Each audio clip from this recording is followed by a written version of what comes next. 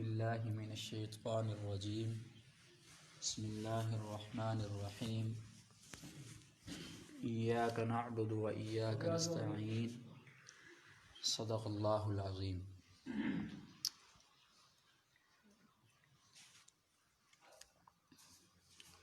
اللہ تبارک و تعالیٰ کی عبادت کے سلسلے میں دروس ہو رہے ہیں۔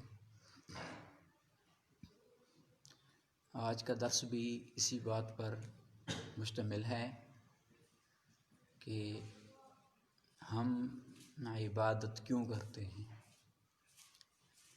اس عبادت کرنے کی مفسرین نے بہت سی وجوہات لکھی ہیں، جن میں سے ایک دو عرض کرنی ہے۔ عبادت اس لیے کرتے ہیں ہم کہ عبادت ایک امانت ہے، جیسا کہ قرآن مجید بیان کرتا ہے ایک دوسرے مقام پر، اِنَّا عَرَضْنَا الْأَمَانَةَ عَلَى السَّمَاوَاتِ وَالْأَرْضِ وَالْجِبَالِ فَأَبَيْنَ أَن يَحْمِلْنَهَا وَأَشْفَقْنَ مِنْهَا وَحَمَلَهَا الْإِنسَانُ۔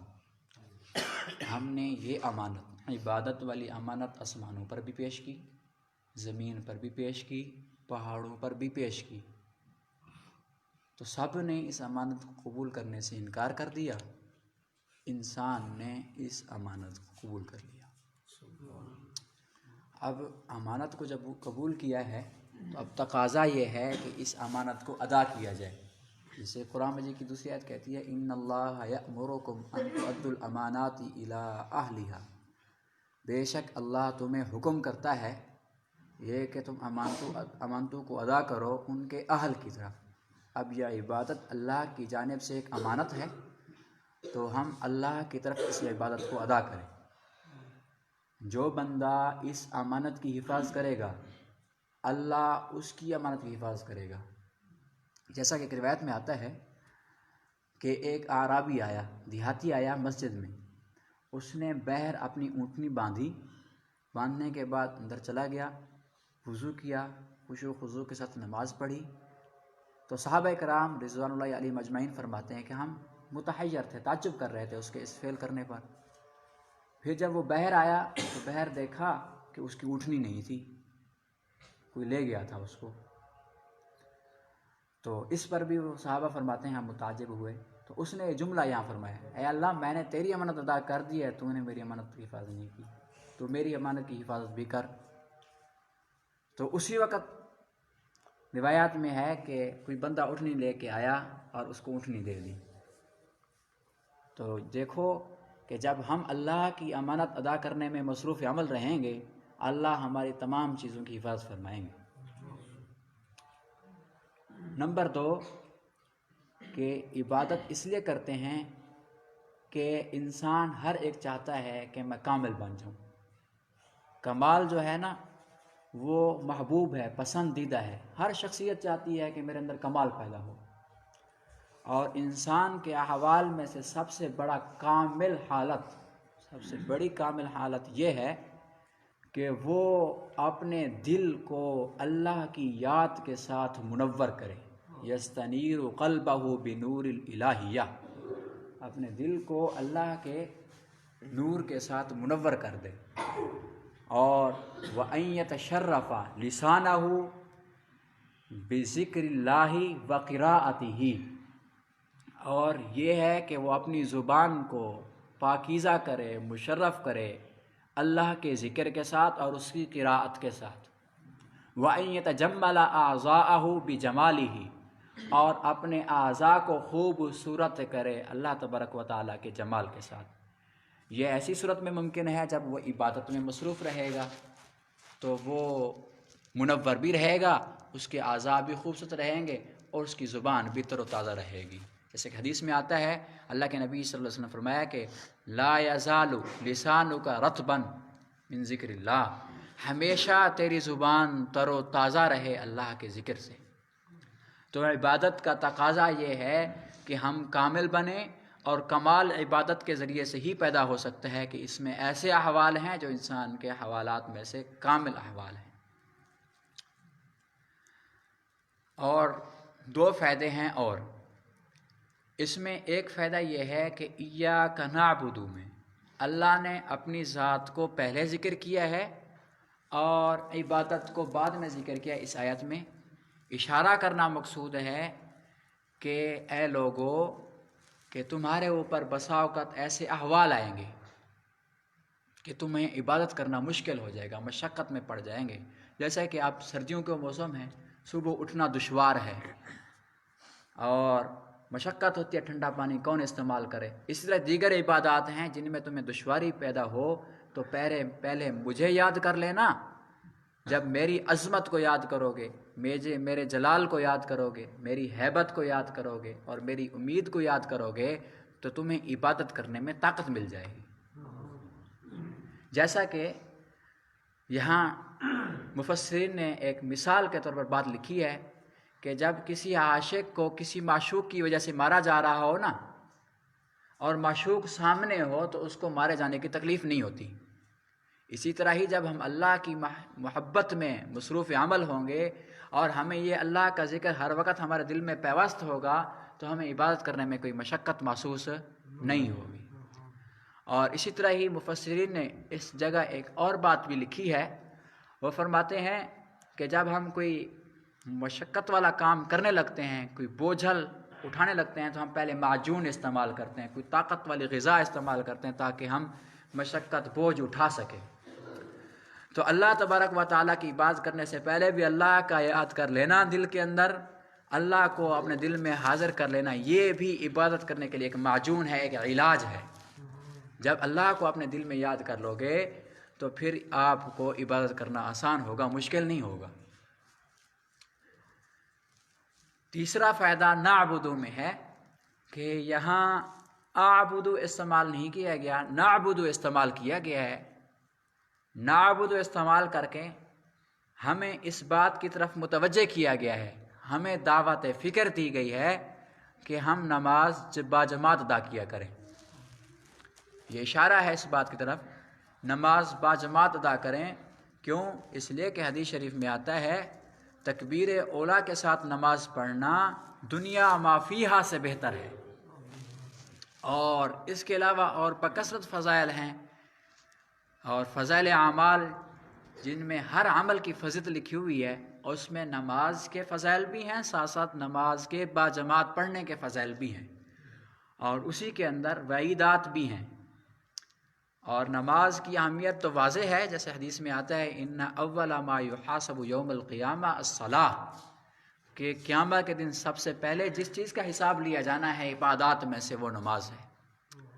اور نماز باجماعت ترک کرنے کے پر وعید بھی ہے. اللہ کے نبی صلی اللہ علیہ وسلم کی ایک روایت ہے، اللہ کے نبی صلی اللہ علیہ وسلم فرماتے ہیں کہ جو لوگ سستی اور کاہلی کی وجہ سے نماز چھوڑ دیتے ہیں، یا نماز پڑھتے تو ہیں باجماعت نہیں پڑھتے، میرا جی چاہتا ہے کہ میں پیچھے کسی امام کو مقرر کروں، وہ نماز پڑھائے، میں 2-4 صحابہ کے ساتھ ان کے گھروں میں جاؤں، ان کے گھروں کو جلا دوں. یہ باجماعت نماز ترک کرنے پر وعیدات ہیں. نعبدو میں اشارہ ہے اسی بات کی طرف کہ ہم نماز باجماعت ادا کریں. اور دوسرا اشارہ نعبدو سے اس بات کی طرف ہے کہ اعبدو ذکر کرتے ہوئے یہ تکلم کا صیغہ ہے، اس میں بڑائی ہوتی ہے کہ جیسے کہ ہم دنیا کے اندر کہتے ہیں یہ کام میں نے کیا ہے، حالانکہ عبادت کے اندر عاجزی انکساری مقصود ہوتی ہے. یوں کہا جائے کہ یہ کام ہم نے کیا ہے ذلت کے ساتھ. تو اشارہ مقصود ہے کہ ہم جیسے اپنے ظاہری احوال ٹھیک کریں گے، عبادات کو ٹھیک کریں گے، معاشرت کو ٹھیک کریں گے، معاملات کو ٹھیک کریں گے، تو ہمارا باطن بھی ٹھیک ہونا چاہیے، صفات ذمیمہ سے پاک ہونا چاہیے، تکبر اپنے اندر نہیں ہونا چاہیے. کیونکہ حدیث شریف میں آتا ہے کہ اللہ کے نبی صلی اللہ علیہ وسلم نے فرمایا کہ اللہ تبارک و تعالیٰ فرماتے ہیں تکبر میری چادر ہے، جو اس کو چھیننے کی کوشش کرے گا میں اس کو دنیا کے اندر ذلیل کر دوں گا. اس تکبر کو ختم کرنے کے بہت سے علاج ہیں. ایک یہی ہے کہ اپنے آپ کو انسان پست کرے، جیسا کہ حدیث میں آتا ہے من تواضع للہ رفعہ اللہ، جو اللہ کے لیے تواضع اختیار کرتا ہے، عاجزی اختیار کرتا ہے، اللہ اس کو بلند و بالا کر دیتے ہیں. ومن تکبر وضعہ اللہ، جو اللہ تکبر کرتا ہے اللہ کے سامنے، اللہ اس کو نیچا کر دیتے ہیں. اس تکبر کو ختم کرنے کا طریقہ ایسے کلمات بیان کرنا ہے جس سے انسان کی عاجزی ٹپکے. اور اسی طرح ایک حدیث میں آتا ہے کہ تکبر اس سے بھی ختم ہوگا، البادئ بالسلام بریء من الکبر، کہ سلام میں پہل کرنے والا تکبر سے بری ہوتا ہے، کہ اپنے آپ کو دوسرے سے نیچے سمجھ رہا ہے تو اس لیے وہ سلام کر رہا ہے، یہ فائدہ بھی ہے۔ اس کے بعد اس آیت کا دوسرا حصہ ہے وَإِيَّاكَ نَسْتَعِينُ، ہم خاص تجھ ہی سے مدد چاہتے ہیں۔ تو کائنات کے اندر ہم اگر کوئی نیکی کرتے ہیں، اچھا کام کرتے ہیں، تو اچھا کام بذات خود ہماری طاقت میں نہیں ہے کہ ہم اچھا کام کر سکیں، بلکہ جو بھی اچھا کام کریں گے اور اس میں اللہ کی مدد کار فرما ہوگی، وگرنہ اچھا کام ہم نہیں کر سکتے۔ اللہ کی توفیق جب تک نہ ہو تو انسان کوئی اچھا کام نہیں کر سکتا۔ اور اسی طرح ہی جب بھی ہم کسی برائی سے بچیں گے تو برائی سے از خود نہیں بچ سکتے، اور کوئی یہ کہہ بھی نہیں سکتا کہ برائی سے میں اپنی طاقت سے بچاؤں، بلکہ برائی سے بچانے والی ذات بھی اللہ کی ہی ہے۔ الغرض کائنات میں جو کچھ بھی ہو رہا ہے یا جو کچھ لوگ کر رہے ہیں وہ اللہ کی مدد کے ساتھ ہو رہا ہے، اللہ کی مشیت کے ساتھ ہو رہا ہے۔ اللہ کی مدد کے بغیر کچھ بھی نہیں ہو سکتا۔ نماز پڑھتے ہیں ہم، ساتھ اللہ کی مدد شامل حال ہوتی ہے۔ روزہ رکھتے ہیں، زکوٰۃ ادا کرتے ہیں، اچھے اخلاق کا مظاہرہ کرتے ہیں، اچھی معاشرت کرتے ہیں، اچھے معاملات کرتے ہیں، شریعت کی روشنی میں کرتے ہیں، ہماری خلوت اچھی ہوتی ہے، ہماری جلوت اچھی ہوتی ہے، ازدواجی زندگی اچھی ہے، بحیثیت استاد ہونے کے طلباء کے ساتھ اچھا سلوک ہے، بحیثیت حکمران ہونے کے عوام کے ساتھ رعایا کے ساتھ اچھا سلوک ہے، بحیثیت قاضی ہونے کے لوگوں کے سامنے اچھے فیصلے ہیں، یہ سارا کچھ اللہ کی مدد و نصرت کے ساتھ ہے۔ اس مدد و نصرت کے بغیر انسان کچھ بھی نہیں کر سکتا۔ تو اس لیے ہمیں ہر حال میں اللہ کی مدد بھی مانگنی چاہیے، استمداد۔ ہم خالصتاً تجھ ہی سے مدد مانگتے ہیں، غیروں سے مدد نہ مانگی جائے۔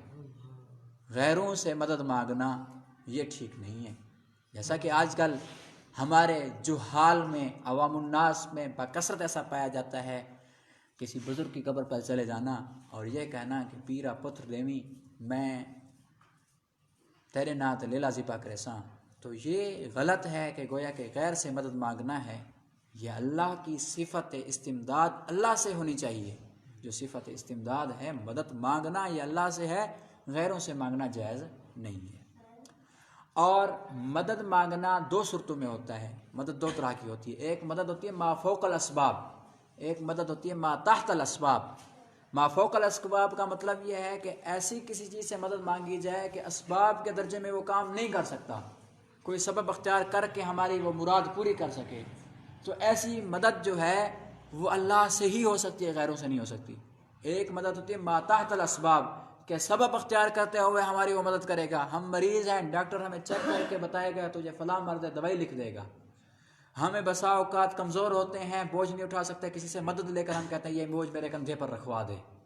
اور بسا اوقات قرآن مجید پڑھ رہے ہیں، ہماری قرات ٹھیک نہیں ہے، کسی سے کہتے ہیں کہ میرے تلفظ ٹھیک کروا دے۔ نماز ٹھیک نہیں ہے، کسی کو کہتے ہیں کہ ہماری نماز ٹھیک کرتے، یہ بھی تو ہم مدد لے رہے ہیں، لیکن یہ مدد ما تحت الاسباب ہے۔ ما تحت الاسباب غیروں سے جائز ہے مدد، لیکن ما فوق الاسباب مدد غیروں سے جائز نہیں ہے، وہ اللہ تبارک و تعالیٰ سے ہی مدد لی جائے۔ اللہ تبارک و تعالیٰ سے دعا ہے کہ اللہ تبارک و تعالیٰ ہمیں ان باتوں پر عمل کرنے کی توفیق عطا فرمائے، عبادت میں ہمیں ہر حالت میں رکھے اور ہر حالت میں اپنی یاد میں رکھے۔ اور یہ جو ہے نا دنیا کے اندر کائنات میں جو کچھ بھی ہوتا ہے اللہ تبارک و تعالیٰ کی ذات سے ہوتا ہے۔ جو ہمارے جو 6 نمبر ہیں، پہلا نمبر یہی ہے نا کہ پہلا کلمہ لا الہ الا اللہ محمد الرسول اللہ، اور اس میں ہم یہی بات ذکر کرتے ہیں کہ لا الہ الا اللہ پہلا جز، محمد الرسول اللہ دوسرا جز۔ لا الہ الا اللہ کا مطلب یہ ہے کہ کائنات میں جو کچھ ہو رہا ہے یا جو کچھ ہوتا رہا ہے یا آئندہ ہوگا وہ ذات الہی سے ہوتا ہے، اور اگر کامیابی آنی ہے تو محمد الرسول اللہ صلی اللہ علیہ وسلم کے طریقوں میں آئے گی، غیر کے طریقوں میں نہیں آئے گی۔ اور یہ آج کے درس کا یہی مقصد ہے، عبادت آئے گی تو رسول اللہ صلی اللہ علیہ وسلم کے طریقوں کے ساتھ، اور اس کا منشور یہی ہے۔ اور اگر ہم دنیا میں کامیاب ہونا چاہتے ہیں تو مدد اللہ سے لیں گے، غیر سے لیں گے۔